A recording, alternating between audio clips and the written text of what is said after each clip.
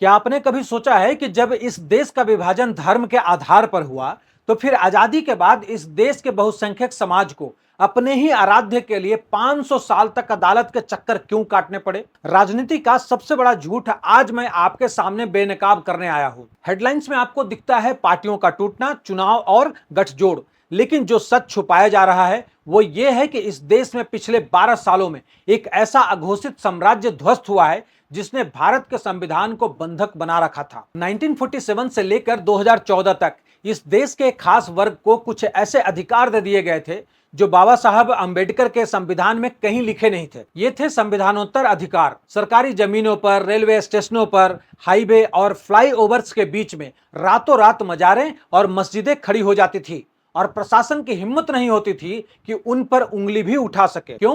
क्योंकि दिल्ली के Lutyens zone में बैठे नेहरू से लेकर इंदिरा गांधी तक के राजनीतिक आकाओं को सिर्फ अपने उस बंधक वोट की ही फिक्र थी जिसे डराकर पिछड़े जिलों से चुनाव जीता जाता था। चुनाव में बैलेट बॉक्स की हेराफेरी आम थी, इसीलिए आज भी कुछ लोगों को ईवीएम से डर लगता है और बैलेट पेपर की याद सताती है। सबसे खतरनाक विशेषाधिकार जानते हैं क्या था? दंगा करने का अधिकार।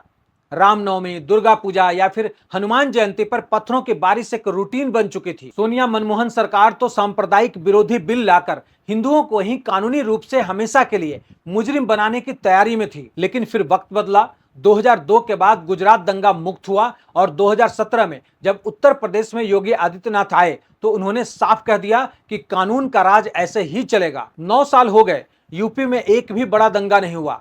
जो खुद को बरेली का बेताज बादशाह समझता था, वो तौकीर रजा आज 9 महीने से जेल की सलाखों के पीछे सड़ रहा है।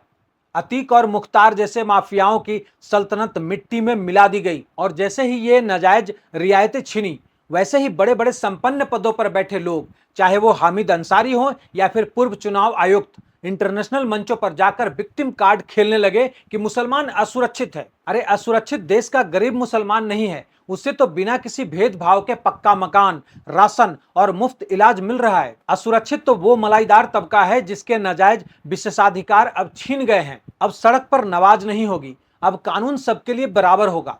असम से लेकर महाराष्ट्र और अब पश्चिम बंगाल तक, जहां 30% मुस्लिम आबादी के बावजूद चुनाव के बाद एक भी दंगा नहीं हुआ। हवा बदल चुकी है, निजाम बदल चुका है और वो पुराने दिन अब कभी भी वापस नहीं आने वाले। जो तत्व आज भी सनातन और इस देश के कानून के खिलाफ खड़े हैं, उनका सामाजिक बहिष्कार होना ही चाहिए। अब आप तय कीजिए कि क्या आप कानून के इस इकबाल के साथ में खड़े हैं।